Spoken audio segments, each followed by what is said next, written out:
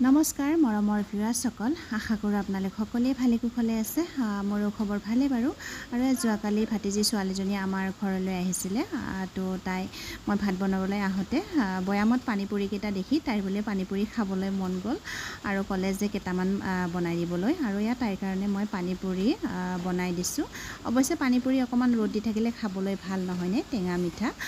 তো তাই কোৱাৰ কাৰণে বনাই দিলোঁ বোলো, বতৰলৈ নাচালোঁ। আৰু মাজে মাজে মই ল'ৰাটোলৈ বনাই দিওঁ, সেয়েহে কেইটামান আনি থৈ দিছিলোঁ। এই আমাৰ ফুচকা যোগাৰ হৈ গ'ল, আলু পিটিকা আৰু ইফালে তেতেলীৰ জোল।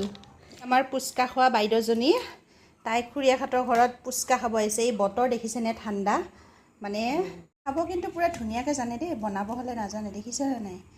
ভাবিছে আৰু মই বনাই কি কয় আলু পিটিকাখিনিও ফুচকাত সোমাই দিম বুলি, দোকানী বুলি ভাবিছে। লাজতে পলালে।